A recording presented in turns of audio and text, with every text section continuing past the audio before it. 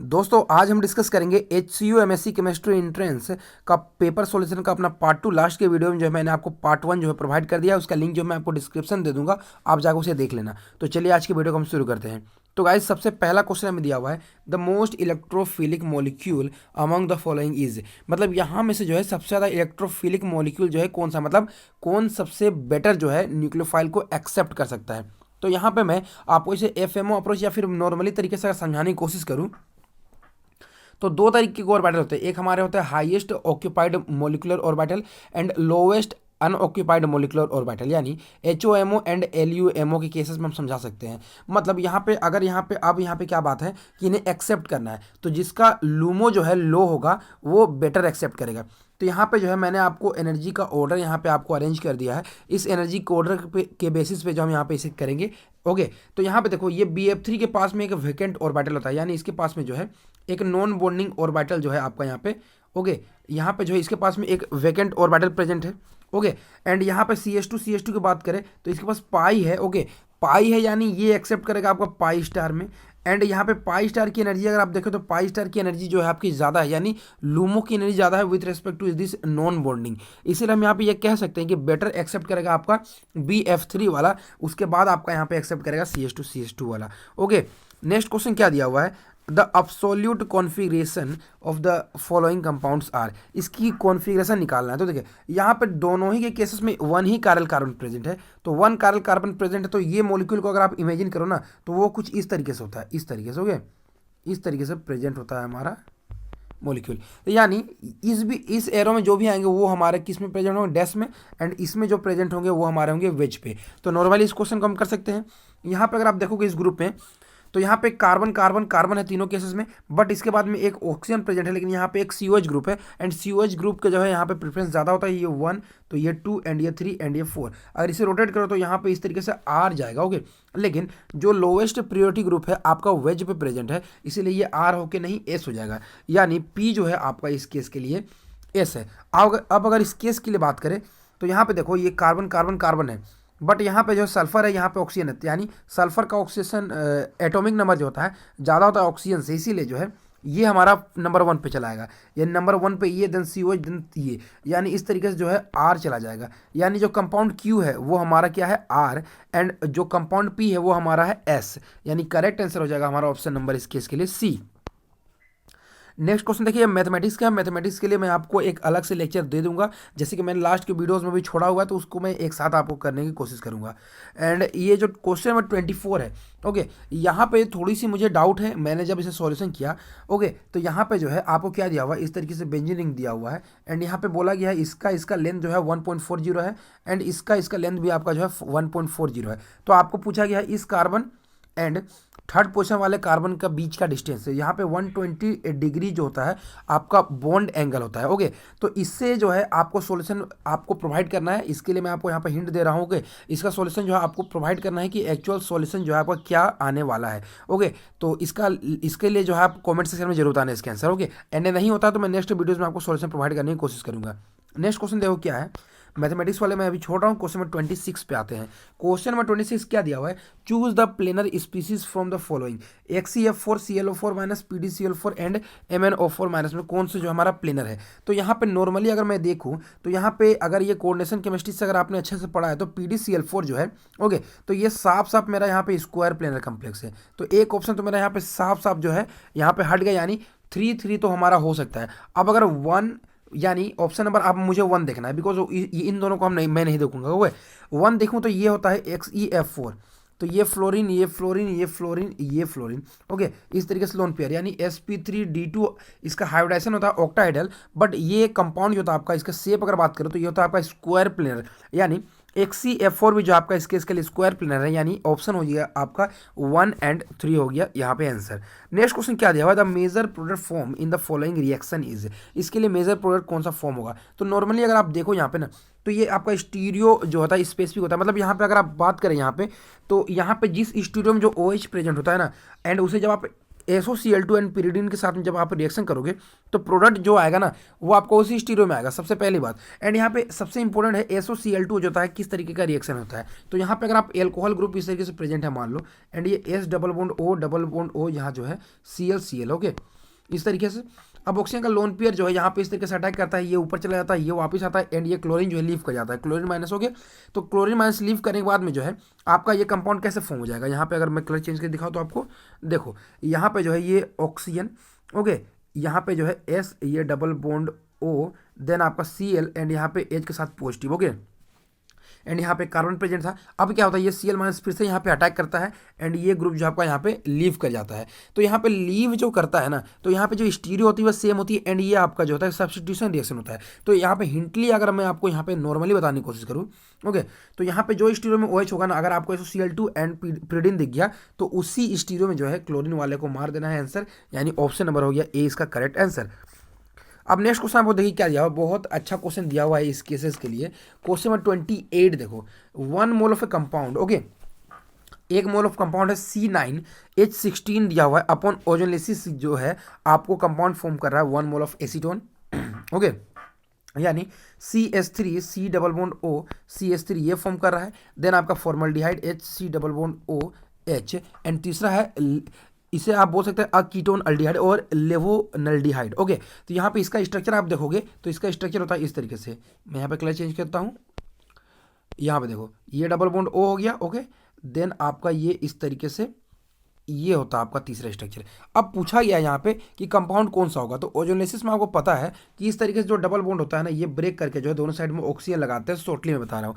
तो इसको आप कैसे करोगे फॉर्म, तो सबसे इंपॉर्टेंट चीज़ है यहाँ पे कि आपका एक एल्डिहाइड फॉर्म हो रहा है, यानी जो एल्डिहाइड वाला कार्बन होगा ना वो जो है आपका इसके लिए सबसे लास्ट वाले कार्बन पे जो है अटैच होगा ओके। तो यहाँ पे जो है दो पोजीशन है, एक ये पोजीशन है, एक ये पोजीशन है, दोनों में से किसी एक पोजीशन पे जो है हम इस फॉर्मल्डिहाइड वाले को जो है अटैक कर देते हैं।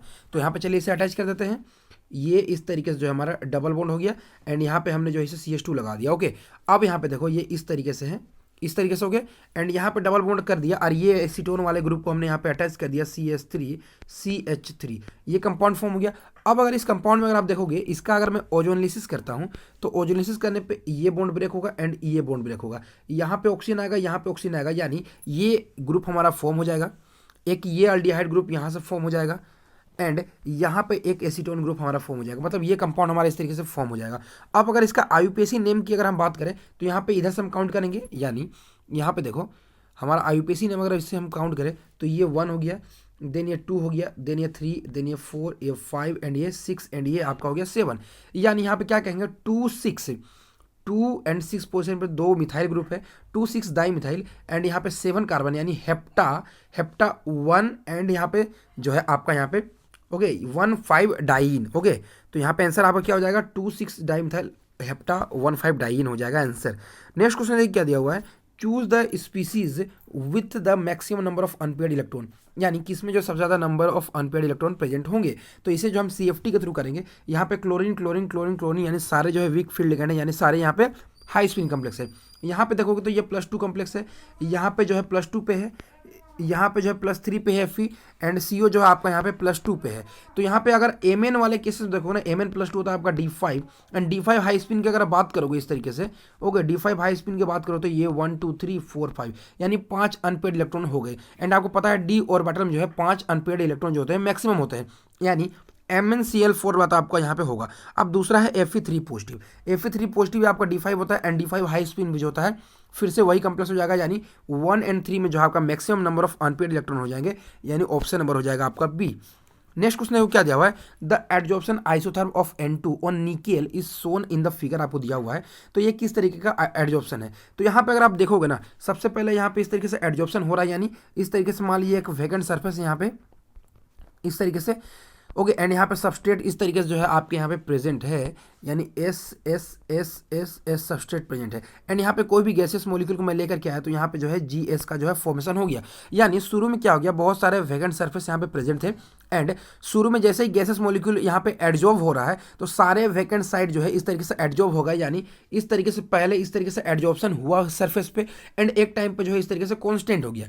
अब क्या हुआ, जैसे ही सारे सरफेस इस तरीके से ऑक्यूपाइड हो गए, अब इसके ऊपर में जो है, इसके ऊपर में जो आपको फिर से जो है यहाँ पे एक लेयरिंग स्टार्ट हो गई। ओके, इस तरीके से जो है आपके लेयरिंग स्टार्ट हो गई, यानी ये मोनो लेयर नहीं होता है, ओके, बाय लेयर होता है, या फिर इसी तरीके से कह सकते हैं कि इस तरीके से एक लेयर फॉर्म हुआ, फिर से एक लेयर फॉर्म हुआ, फिर से एक लेयर फॉर्म हो गया। ओके, तो इस तरीके का फेनोमेना किस में होता है, यानी इसे कहेंगे normally multi layer phenomena. And multi layer phenomena अगर आप बोलो तो वो आपका बेट होता है। ओके, वो आपका होता है बेट में होता है मल्टी लेयर फेनोमेना, यानी इसका करेक्ट आंसर हो जाएगा ऑप्शन नंबर आपका सी।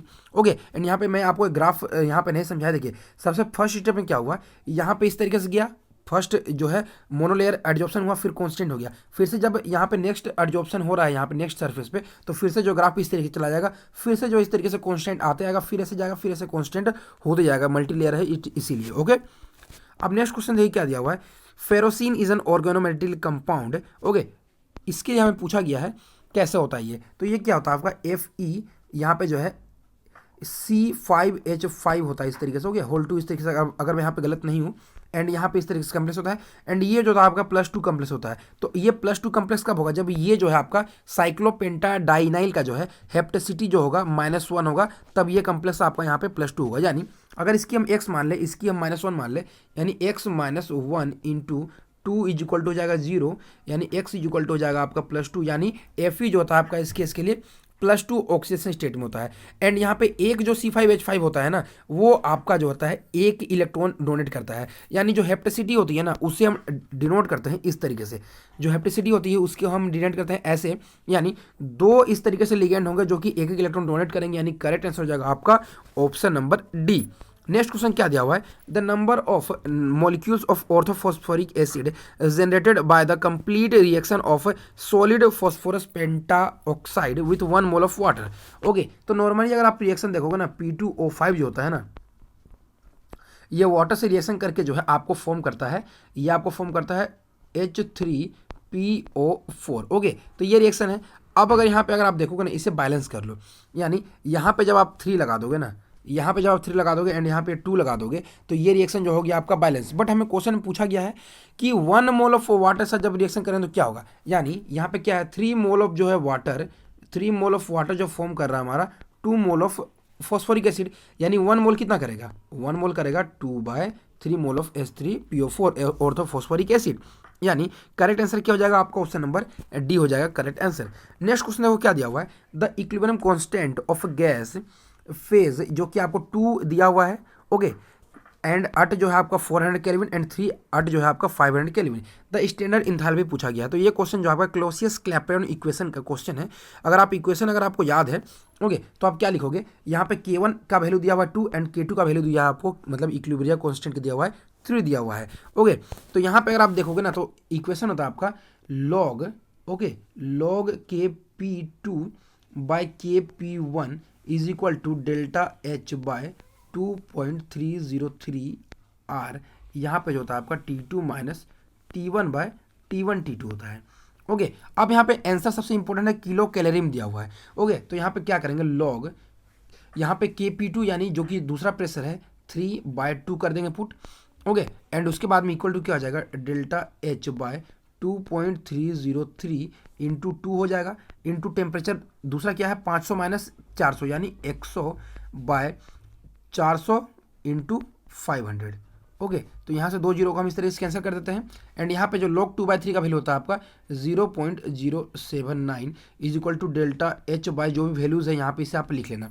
एंड इस तरीके से जो है ΔH आप यहाँ पे सॉल्व करोगे ना, तो ये वैल्यू आएगा आपका 727.748, ये हो गया आपका कैलोरी में। अब हमें आंसर लाना है किलो कैलोरी में, तो इससे आप 1000 से जो है डिवाइड कर दो, यानी 1000 जब आप डिवाइड करोगे तो 0.727 के अप्रोक्स आएगा।